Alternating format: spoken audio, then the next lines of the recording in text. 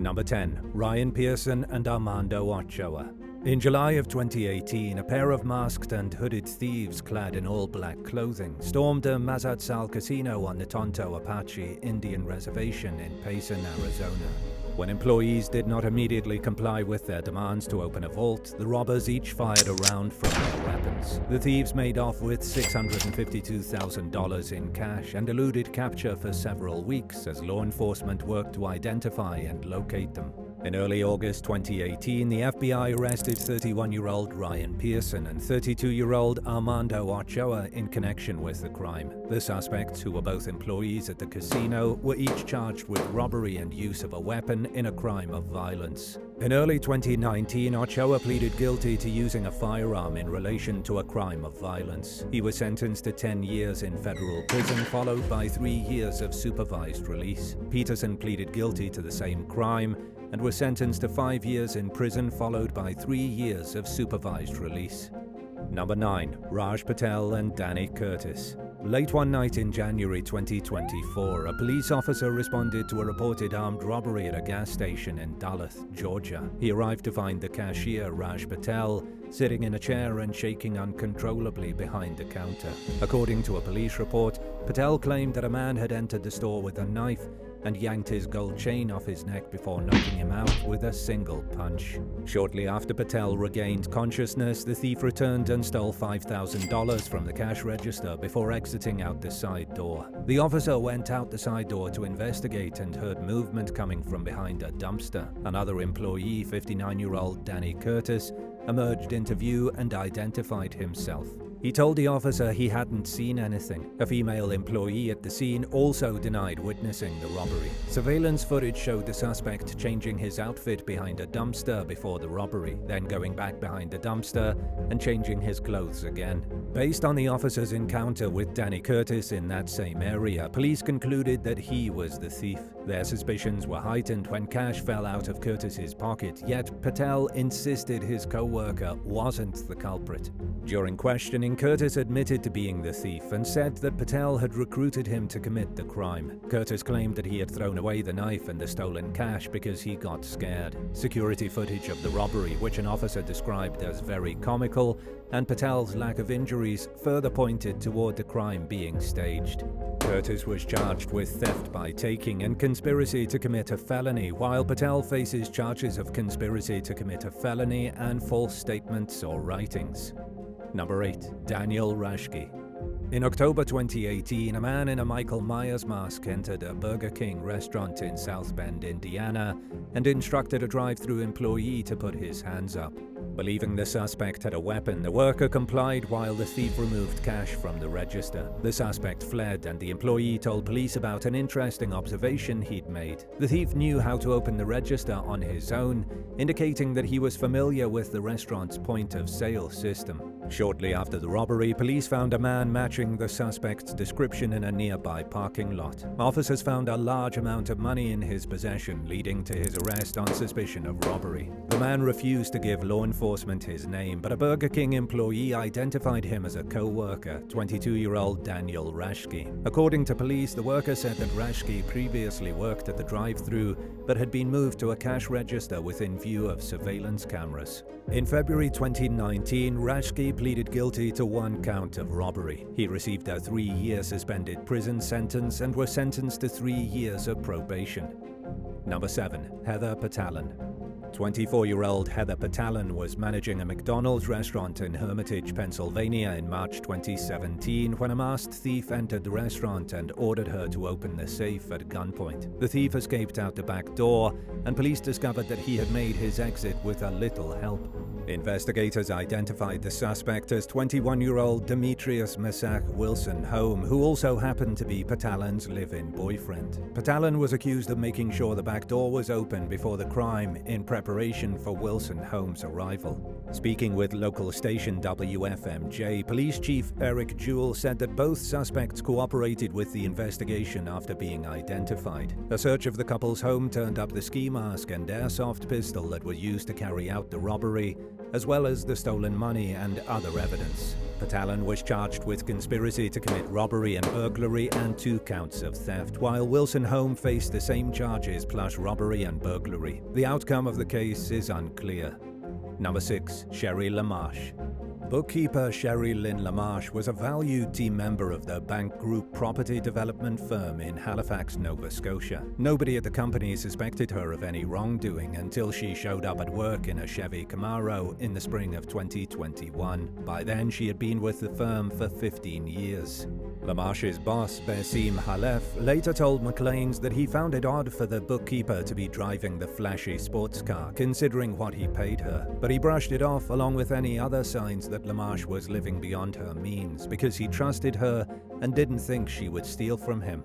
Unbeknownst to Halef, LaMarche had been doing just that for the better part of 4 years. The theft began in 2017 when LaMarche began writing checks to her husband's business and recording them as payments to one of the contractors that the company worked with regularly. She was able to get away with this because she was the sole overseer of the firm's financial transactions and because she initially stole in small amounts which were easy to obscure among the tens of millions of dollars worth of business that the company was doing at any given time. LaMarche also covered up her fraud by altering bank statements before passing them along to Halef. And because she lived over an hour's drive away from her workplace, Halef remained oblivious to many of her otherwise conspicuous lifestyle upgrades, including extensive home renovations. He was also unaware of LaMarche's massive gambling addiction, which grew to consume her life. Between the time LaMarche started stealing from her employer and when she got caught, she gambled away $6.4 million and won less than $400,000. Even after Halef saw her new Camaro and wondered how she could afford it, her theft went unnoticed until a few months later when a bank employee called him about a suspicious $69,000 check. When Halef Googled the name of the company the check was made out to, he was shocked to discover it was the business that LaMarche co-owned with her husband. He confronted her that same day, and she quickly admitted to stealing from him. Halef was beyond shocked when he discovered that his longtime trusted employee had taken at least $7.6 million, which solidified his decision to get the police involved.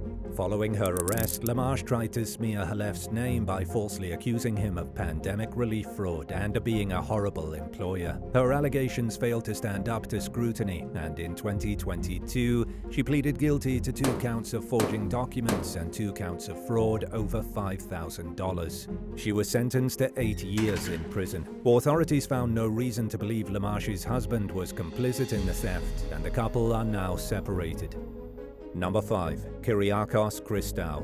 Shortly before Christmas in 2021, London business owner Michael Duke noticed thousands of dollars worth of Pokemon cards missing from his inventory. He began to suspect an employee, 28-year-old Kyriakos Christou, of stealing rare cards from the company, Magic Madhouse Limited, where Christou was tasked with picking up orders for online customers. In April 2022, Duke installed hidden cameras in his warehouse. Sure enough, the footage showed Christou digging through boxes he shouldn't have been going into in the first place. Christou initially denied the theft, but admitted to the crime after police found some stolen cards in his pocket. A search of his home turned up around 500,000 cards, valued at roughly £60,000 total, and further investigation revealed that Christou was selling them on eBay. His record of past sales showed single transactions totaling hundreds of dollars or more. Christou was convicted of the crime, which left Duke thoroughly traumatized and with lasting trust issues. During Christou's sentencing hearing, Duke described suffering sleepless nights and resorting to therapy to work past the betrayal that he had experienced, while living in perpetual fear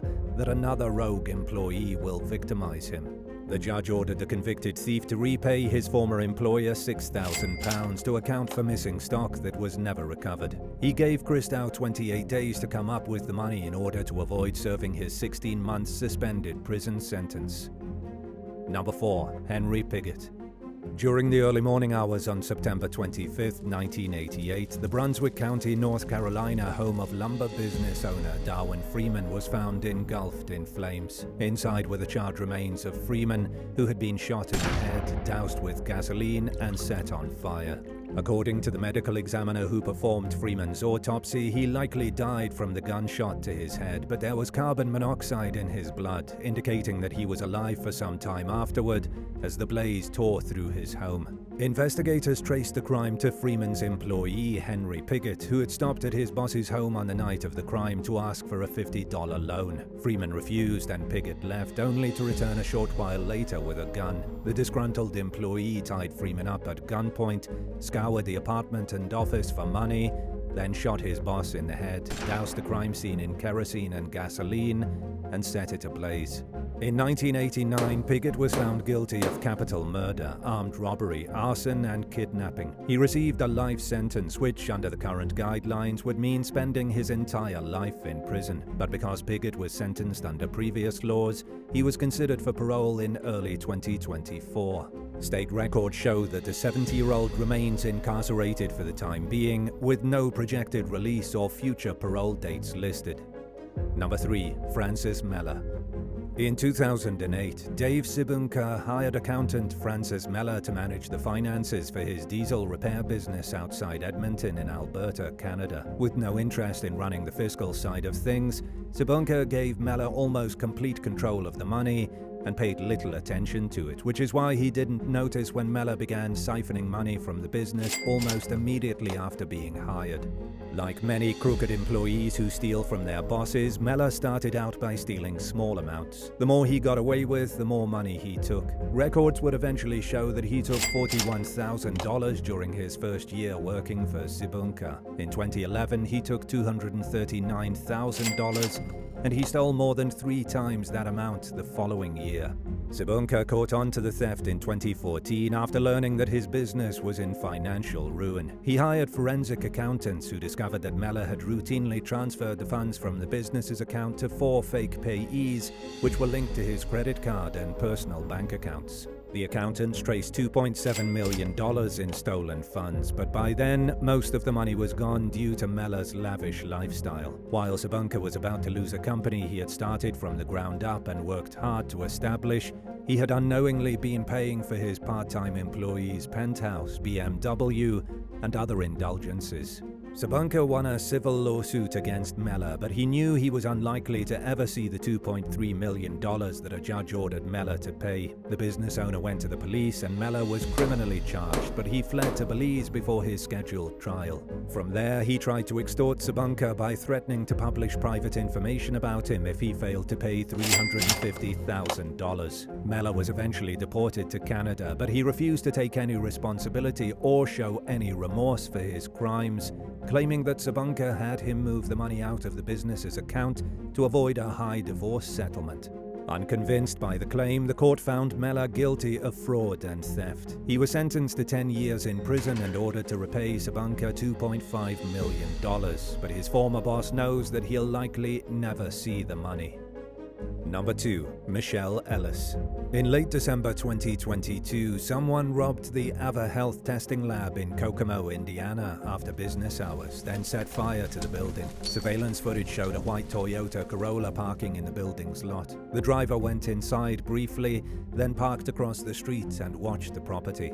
Luckily, the fire was contained and extinguished before it could destroy the entire building. Shortly after releasing surveillance images of the suspect's car, police received an anonymous email identifying the driver as an employee of the lab named Michelle Shelley Ellis. The tipster told investigators that Ellis had removed bumper stickers from her car that were visible in the surveillance photos. Furthermore, Ellis had allegedly told the person that Ava Health had no security and would be easy to break into, and she knew exactly how much money had been stolen, despite this information being withheld from the public. During a visit to Ellis's home, a detective noticed marks on her bumper indicating that stickers had recently been removed. Ellis initially denied any involvement in the crime, but eventually admitted to the theft, stating that her mind wasn't right after a night of drinking and heavy marijuana use. She also eventually confessed to starting the building on fire using a big lighter and cone-shaped paper cups. In late 2023, Ellis pleaded guilty to 1 count of felony arson. She was sentenced to 6 years, which is expected to include a little less than a year of jail time, followed by 3 months of house arrest and the remainder of the term on supervised probation. And now for number 1. But if you want to hear more bizarre and crazy stories, stay tuned after the video for some more content. Number 1. Antoinette Weston. In July of 2023, a leader at a law firm in Paducah, Kentucky, discovered that 2 of the business's checks were cashed fraudulently. They contacted the police, who uncovered evidence implicating one of the firm's recently hired employees. Further investigation revealed that the employee was working at the firm under a stolen identity. Identified as 35-year-old Antoinette Weston, the employee had allegedly applied for the job using a driver's license which featured her photo and another woman's details. The woman whose information was used has no connection to Weston or to the Paducah area. Weston was charged with first-degree criminal possession of a forged instrument, unlawful taking in excess of $1,000, and theft of identity of another without consent. She was booked into the McCracken County Jail, but records show that she is no longer there. The outcome of the case is unclear. 8. Leah Farley. A glamorous young British woman named Leah Farley was the ringleader of a gang of criminals who tricked unsuspecting consumers into forking over money for electronics and rental properties online. The group also worked together to convince people to receive the cash on Leah's behalf, claiming that it was part of a plan to help her obtain benefits for her children. The phony sellers failed to deliver on the promised goods and services, and instead, they pocketed the money and used it to live lavishly.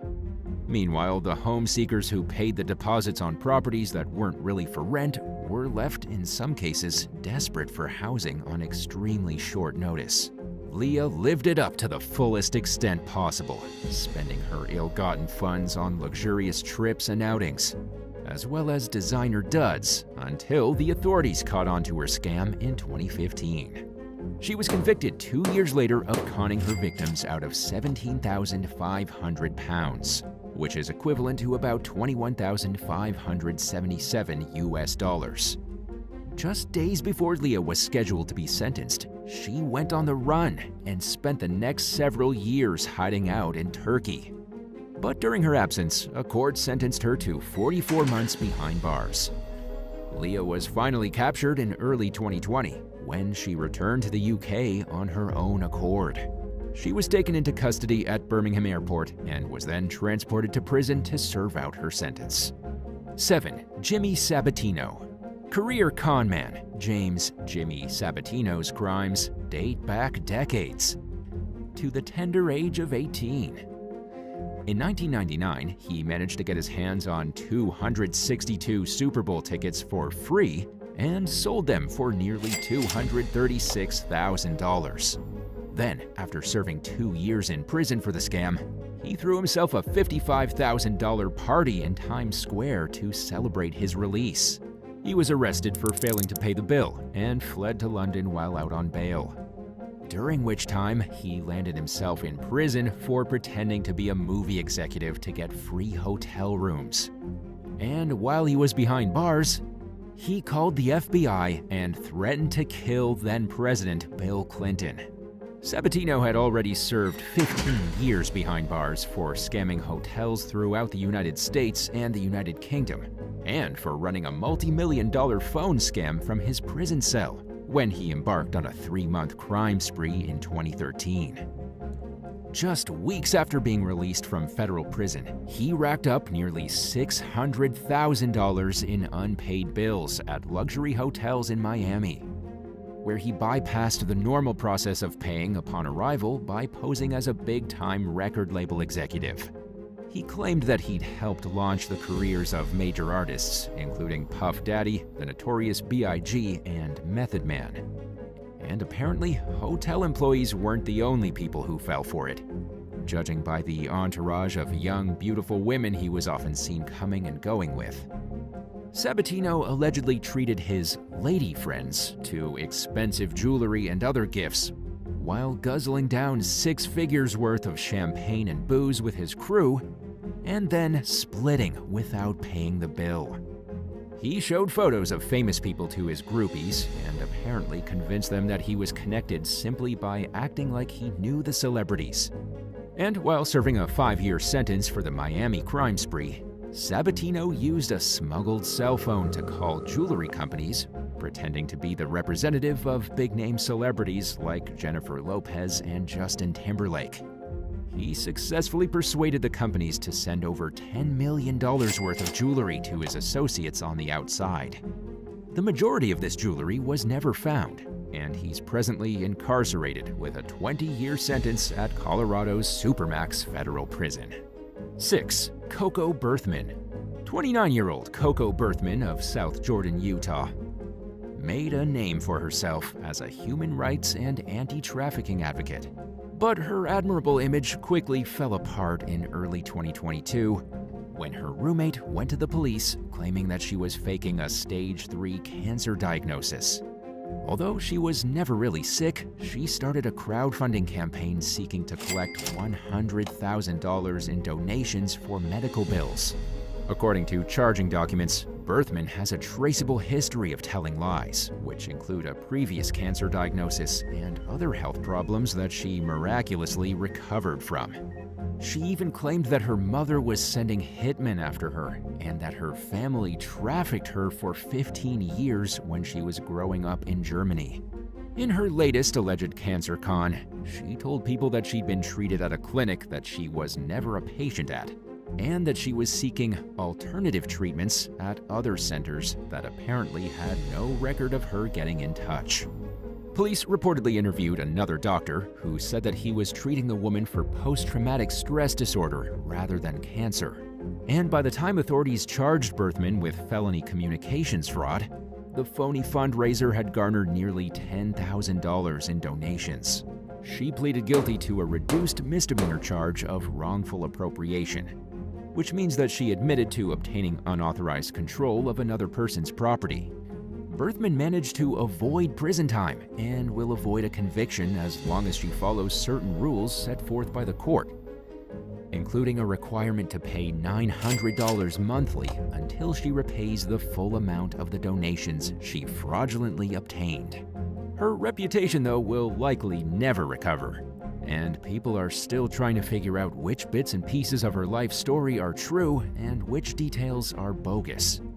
5. Samantha Atso Party. In October 2013, police in Dublin, Ireland crossed paths with a young woman who appeared to not know any English. Based on her limited communication skills, they surmised that she was a teenager who'd been trafficked. It was soon discovered that she was an Australian woman named Samantha Atso Party, that she spoke perfect English, and that she was in her mid-20s. Authorities were divided on how to handle the case, with some officials believing that the young woman needed mental help and that she hadn't technically committed any crimes. Others, however, felt that she deliberately deceived authorities into thinking she was someone else. In the absence of a clear consensus, she was deported to Australia. The following year, Atso Party walked into a medical clinic in Calgary, Alberta, claiming that her name was Aurora Hepburn and that she'd been abducted and assaulted. By the time Canadian police discovered her real identity, they'd spent upwards of $150,000 investigating her false claims. Atso Party was sentenced to 2 months in jail and was deported back to Australia, where she continued along her path of deception by attempting to enroll in a public school under the name Harper Hart. She was caught lying once again and received a 1-year prison sentence for dishonestly obtaining financial advantage by deception for the education, counseling, food, accommodation, and electronics she was given while posing as Harper.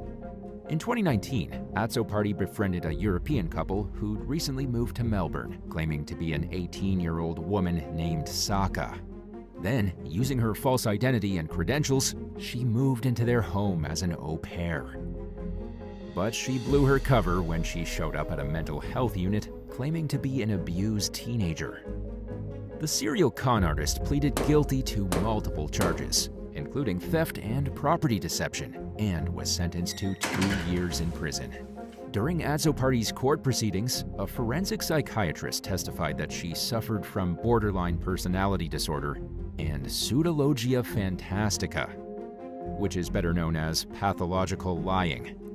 According to the expert witness, Atso Party's lying tendencies came from a desire to create a narrative of a happy childhood, rather than the one she actually experienced. Her history of making up stories dates at least as far back as 2007, when she allegedly claimed to be the American actress Dakota Johnson. Azzopardi has allegedly created at least 70 false identities in various countries and has racked up at least 100 criminal offenses. During her most recent trial in 2022, she pleaded guilty to falsely representing herself to police as a neglect victim. But nevertheless, she was released from prison at the urging of her lawyer, who argued for leniency due to the woman's mental health issues. Unfortunately, it's unclear what she's currently up to, but it likely won't be long before she's in the news again. 4. Mindy Jo Jones. In 2020, Mindy Jo Jones obtained a $25,000 business loan and opened a gift shop in Harmony, Minnesota called Tin Rust and Harmony. She was just 3 years out of a prison sentence for stealing $100,000 from a couple when the store opened. And she soon opened a second location in Waukon, Iowa. But within 2 years, she fell behind on her business loan and had been reported by police by several vendors for allegedly writing thousands of dollars worth of bounced checks. During that same time period, Jones fell under suspicion for holding a raffle for a John Deere Gator utility vehicle at her store in Minnesota and failing to award the prize to a winner. She pleaded guilty to theft by swindle and was sentenced to 5 years of probation. In early 2022, the multi-unit building housing her Iowa store mysteriously caught fire and burned down, killing a dog who was trapped inside an apartment. Multiple fire departments responded to the call, and they used up the city's water supply trying to put out the blaze, which completely destroyed the building. By then, Jones was already facing charges for the phony raffle in Minnesota, which she pleaded guilty to. And she was also accused of 33 theft-related crimes, including 2 counts of theft by check, 7 counts of theft by swindle, 2 counts of receiving stolen property, and 20 charges of check forgery. In one case, a man who Jones was living with claimed that she deposited $37,000 worth of checks meant for him into her bank accounts. Following the fire, she was charged with felony arson and animal abuse. She's scheduled to go on trial in October 2023. It's hard to know the true extent of Mindy's crimes, but the allegations against her date as far back as 2006 and include a previous fire that she was never charged for. 3. Sonia Egan. 43-year-old Sonia Egan, a former social worker from Cork, Ireland, was already serving a 2-year prison sentence for harassment when she was convicted of making horrific false allegations against 9 people in 2023. According to prosecutors, Egan levied the phony claims over a 5-year period as part of a cruel revenge campaign against people she suspected of being responsible for harassment complaints that had been made against her. In one bizarre case, Egan tried to convince a social worker that they were half-siblings, and when he didn't believe her, she told authorities that he'd pimped her out in a human trafficking scheme. She falsely accused several other men of attacking her, but none of her allegations have ever been backed by solid evidence. Her victims, which included social workers, a politician, and a senior police officer, accused Egan of ruining their lives and careers by accusing them of harming the very people they were tasked with protecting. She launched public smear campaigns against some of her targets on social media, where word spread like wildfire and people were quick to believe the claims. She even went as far as to write letters to their employers. The damage to the victims' reputations was irreparable, often giving them no choice but to start their lives over, even after being officially cleared of any wrongdoing. Egan pleaded guilty to 8 counts of making false statements and 6 counts of making false reports for lies she told between 2016 and 2020. But her habit of telling tall tales dates back much further. According to the court, which heard that she had a documented history of making damaging false allegations against people starting in her teenage years. She's currently serving a 4-year prison sentence for her latest batch of lies, But given her past, whether history will repeat itself remains to be seen. 2. Joseph McNamara. Between 2014 and 2020, 50-year-old Joseph McNamara made a living through his illegal cannabis growing operation, which he housed at a rural compound in the English town of Crediton. During that same period, he managed to obtain a £415,000 or $504,000 mortgage and several luxury cars, despite having no legitimate income to speak of. He wound up getting arrested in 2020 after police raided his property and found 150 marijuana plants, along with professional growing equipment, including lights, sheeting to block out natural light, scales, and ventilation. The plants were in various stages of growth, and the equipment was old, but police nevertheless described it as a sophisticated growing operation. During his trial, McNamara argued that he only grew marijuana for personal use, claiming that he had a bad back. He insisted that he paid for his expensive cars using cash from his gambling profits that his father buried in the family's yard years earlier, which the judge described as nonsense. So in the end, McNamara was convicted of money laundering, fraud, and cultivating cannabis, and he received a sentence of 4 years and 4 months in prison as a result. And now for number 1. But if you want to hear more bizarre and crazy stories, stay tuned after the video for some more content. 1. Elizabeth Jones. British national Elizabeth Jones began falsely accusing men of attacking her as far back as 2004. Between 2005 and 2007, she made another 8 false allegations. Police investigated and dismissed these claims, but authorities declined to charge Jones with any crimes at the time. Then, in 2009, she was hit with a 10-month jail sentence for falsely accusing yet another man of attacking her. The young woman's lies finally caught up with her in 2013 after she accused a new victim of assault, bringing her grand total of victims to 11. He adamantly denied attacking Jones throughout 9 hours of questioning, and investigators eventually uncovered CCTV footage proving that the allegations were made up.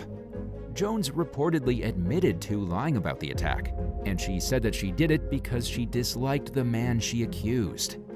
She pleaded guilty to perverting the course of justice and was then sentenced to 16 months in prison. For her latest victim, it wasn't a harsh enough punishment to compensate for the suffering he endured after having his reputation smeared. It's reasonably safe to assume that he wasn't the sole individual disheartened by the outcome, given the extent to which Jones's deceit eroded the fundamental principles of the justice system and the diligent efforts of law enforcement in its preservation. But it was better than nothing, and one can only hope that it was enough to prevent her from reoffending in the future. 7. Alan Miller McCarty. In 2018, a defendant in a Daytona Beach courtroom interrupted and insulted the presiding judge, and it wasn't the first time either. Alan Miller McCarty watched the majority of his trial from behind one-way glass in a separate room after acting disrespectfully to the jury and judge. But regardless of his objections, he was found guilty of all the charges related to his threats aimed at another judge who presided in an earlier custody case involving Alan. It took a jury of 3 men and 3 women around 30 minutes to find Alan guilty of 2 counts of extortion or threats and 2 counts of corruption by threat against a public official. Alan didn't just threaten the judge though, he also targeted a pair of dispatchers who were on the phone calls. Eventually though, he was allowed back into the courtroom, and as the man's guilty verdicts were read, he stayed unusually quiet as he was surrounded by deputies. Alan was sentenced by Circuit Judge Matt Foxman to serve 20 years in prison, and he was given an additional 10 days for his inappropriate expletive-laced outbursts. Before he was moved behind one-way glass, everyone in the courtroom, including Judge Foxman, the jurors, and the attorneys, could all hear Alan's screams and offensive cursing. He was yelling about how he wasn't given the opportunity to present evidence, and he was upset that his papers were taken away from him. Alan also raised his voice at his attorney, who he believed wasn't asking enough questions. The man was originally in court in regard to his child custody case, and when Circuit Judge Stasia Warren ruled against him, he threatened to kill her. He also reportedly threatened the unborn child belonging to the prosecutor. The 36-year-old's behavior was so outrageous in court that his mother felt the need to apologize for her son's actions, according to the man's public defender, Ryan Bellinger. And State Attorney R.J. Laritza stated that the man's 20-year sentence will give him ample time to think about his violent threats against Judge Warren, as well as the entire judicial system. 6. Joseph Catarineau. During a criminal fraud case in Houston, a defendant punched and attacked a bailiff, judge, and prosecutor after being denied bond at a court hearing in late 2021. 58-year-old Joseph Catarineau was making a routine appearance in front of State District Judge Danny Lacayo when he was asked if he needed an attorney, according to what witnesses told the Houston Chronicle. When Joseph addressed the judge disrespectfully, Lacayo denied him bond, and he directed a bailiff to put him into custody. However, when the bailiff attempted to take him into custody, Joseph grabbed the bailiff's hair before taking her to the ground. Prosecutor Jacob Salinas reported that after he had the bailiff on the floor, he began punching her. Salinas said, "He was just wailing on her, so I tried to jump in." At this point, Judge Lacayo descended from the bench to help the prosecutor, and both men traded punches with Joseph. Salinas, a former college football lineman, and Lacayo were able to subdue the man after a brief struggle, and the bailiff managed to retrieve her stun gun that Joseph had knocked out of her hand. In self-defense, she shot Joseph with the stun gun, but it gave all three men a jolt of electricity. As a result, he was handed 3 felony charges for assault on a public servant. Back in 2018, the defendant was charged with submitting false financial statements that had worked for American Airlines as well as Envoy Air, and claimed that the two companies owed him money. Court records showed that Joseph's attorney asked the judge on December 13th to withdraw from the case because, in reality, his client did work for Envoy Air but had been fired in 2017 for his erratic behavior. Joseph also apparently declared himself a sovereign citizen who wasn't required to pay federal income tax. The so-called sovereign citizen movement has a rather extremist following that truly believes itself to be exempt from most state and federal laws. The movement has also been linked to violence. The case appears to be ongoing, as the last update was from December 2021 when Joseph attacked the bailiff in court. 5. Brian Earl Taylor. There are many things that would be considered disrespectful in a court of law, and breaking out into song as you're being sentenced to prison is definitely one of them. But this was the exact decision the defendant Brian Earl Taylor made in a Michigan courtroom in early 2016. The felon went viral for his rendition of Adele's song Sorry, as a video of him dedicating the performance to his victim began to circulate online. The man was 21 years old when he was put on trial for allegedly pressing a gun into an unarmed man's stomach while trying to steal his medical marijuana in 2015.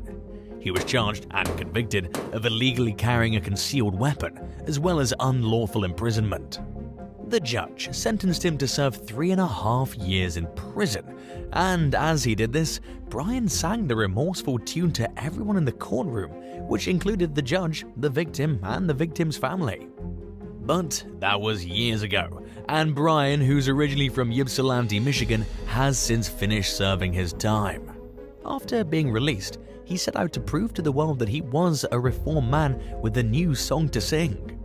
He's now staying out of trouble and posts videos of himself singing online, his first video being him belting out his own version of another Adele song called Hello. Brian planned to release an album in March 2020, but it appears as though he's only dropped one original song since getting out of prison. 4. Demetrius Lewis. It's not every day that you hear about a defendant that's so immature that he chooses to hit on the judge appointed to his case, but Demetrius Lewis from Fort Lauderdale is a unique individual. And in early 2021, he confessed his undying love for Judge Tabitha Blackman while attending his bail hearing remotely due to COVID-19 restrictions. The Florida man turned on the charm with the attractive judge only to fall flat on his face. Lewis appeared before Judge Blackman, and apparently he was determined to shoot his shot with her. he attempted to butter her up by opening with, "Judge, you so gorgeous. I just had to tell you, I love you, I love you." He poured on the charm pretty thick, and he actually managed to get a smile out of the judge, who seemed oddly receptive to his advances.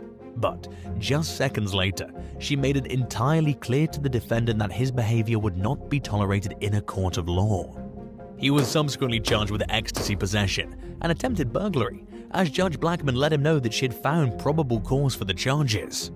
A prosecutor then asks for the man's bail to be set at $7,500, and he makes note that 3 children were present at the home Lewis allegedly attempted to break into. The defendant had just been released from prison in 2019 after serving 4 years for aggravated battery with a deadly weapon in Orange County. And less than 3 years later, he was before a judge once again for crimes he committed. At the end of the bail hearing, the judge ordered Lewis to be held on a $5,000 bail, which was $2,500 less than the DA's request. 3. Donna Kosel. In this case specifically, it's not about the defendant, it's about her mother, Donna Kosel. In Detroit, Michigan, the woman was sentenced to 93 days in jail after she was caught laughing in court during a family's victim statement during her daughter's DUI sentencing in March 2017. While her 25-year-old daughter Amanda was waiting for her sentencing for killing a man named Jerome Zerka, a father of 5, Donna Kosel was jailed for contempt of court following her shocking outburst. The woman was initially thrown out of the courtroom along with her unnamed boyfriend when the sister of her daughter's victim took the stand and began to read a statement on behalf of Zerka's children. A video from inside the courtroom showed Judge Kiana Lillard losing her patience with the woman's boyfriend and then with Donna herself after catching the two of them smirking. Then, without hesitation, the judge sentenced Donna to serve 93 days in jail for contempt of court. Lillard also slammed the couple for being extremely disrespectful to the victim and his family, even going as far as to call the woman's boyfriend a clown. After ordering the pair out of the courtroom, Lillard addressed the rest of the court and said, "Anybody else want to go?" as she was clearly sick of dealing with the discourtesy. Amanda Kosel ended up pleading guilty to killing Zerka and severely injuring the man's fiancée Brittany Johnson. She was handed 3 to 15 years behind bars as a result. As for Donna Kosel, she returned in front of the judge to tearfully apologize for her behavior. She told Lillard, "I deeply apologize for what I did. I was under a lot of stress." The remorse for her actions swayed the judge, and instead of serving 93 days in jail, her sentence was reduced to just 1 day, which she'd already served. 2. Leonard Gracer. In late 2019, a Russian man who was on trial for murdering his sister was filmed trying to escape the courtroom through the ceiling. The defendant, 18-year-old Leonard Gracer, was put inside a glass-walled box while the trial played out, and he saw an opportunity to make his getaway through a grill that was on top of the box. According to Life, a Russian news channel, at least 3 officers were present in the courtroom watching Leonard, and all of them sprang into action when they noticed the criminal attempting to squeeze through the grill and push the panels of the ceiling into the crawl space above it. 2 of the officers climbed up the box to grab Leonard, while the other one hits the defendant on the side with the baton. At this moment, the ceiling panels start to crash down as the officers manage to grab Leonard by the legs, and his body flails around inside the crawl space. One of the policemen continues to hold onto Leonard's legs, while the others jump from the box to get more help. The criminal almost gets away when he somehow shimmies out of his pants and frees one of his legs. However, the officer holding onto him kept a tight grip on the other leg, and he holds him until help arrives. After a while, the defendant agreed to climb back into the glass-walled box to continue his trial, but he was handcuffed to prevent any further outbursts, according to reports from the Moscow Times. He was accused of murdering his 21-year-old sister, Ariada Korol, which he claimed was a sacrificial killing in order to rid himself of Satan. Leonard shared an apartment with his sister and even said he had a perfect relationship with his sibling.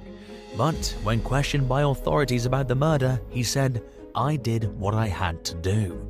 Ariada's body was found with several stab wounds at their apartment, and Leonard was discovered at the scene as well, praying in the nude with demonic symbols written in his sister's blood on his head. In September 2020, Leonid was sentenced to compulsory psychiatric medical treatment by Moscow's Sherbinski's district court. But in accordance with Russian law, the verdict and any other details regarding the case haven't been disclosed. 1. Penelope Soto. A woman from South Florida cussed out a judge before waving her middle finger at him during a virtual hearing in 2013. 18-year-old Penelope Soto landed herself 30 days in jail for contempt of court, and the whole story gained national attention as a video of the incident went viral online. Penelope flipped off Miami-Dade Circuit Judge Jorge Rodriguez Chomat when she appeared before him for a Xanax possession charge. At this hearing, Penelope stroked her hair and laughed as Rodriguez Chomat asked the young woman about the cost of her jewelry and her other assets in order to set her bond amount appropriately. Her actions seemed to irritate the judge, who told her, "It's not a joke, be serious about it." Penelope responded by telling the judge that he'd made her laugh and said she would be serious from then on out. But then she responded to his question about how much her jewelry was worth by saying it's a lot of money, refusing to give Rodriguez Chomat a real dollar amount. This seemed to upset the judge even more, and he in turn set Penelope's bond at $5,000 before saying bye-bye to her. Soto laughed at this and replied by saying adios as she walked out of the camera's view.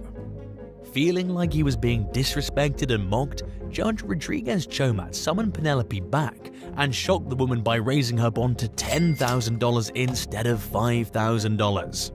This enraged the 18-year-old, and when she understood that the judge was being serious, she started to walk away. But before she did so, she cursed out the judge by saying "F you" and flashed him her middle finger. As a result, she was called back once again and was given a 30-day contempt sentence for her unruly behavior. However, the following Friday, Penelope appeared in front of Judge Rodriguez Chomat to apologize for her actions. She told him that she doesn't normally act disrespectfully as she did before, and that she was truly sorry for what she'd done. She also confessed to having 2 Xanax pills before she was arrested, which could have contributed to the way she acted.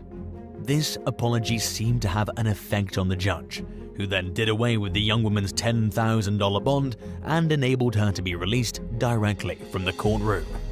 This just goes to show that sometimes saying sorry can go a long way. Thanks for watching. Would you rather show up to work and be wrongly accused of stealing or accidentally run over your boss's foot? Let me know in the comments below, and remember to subscribe to the channel for more videos like this.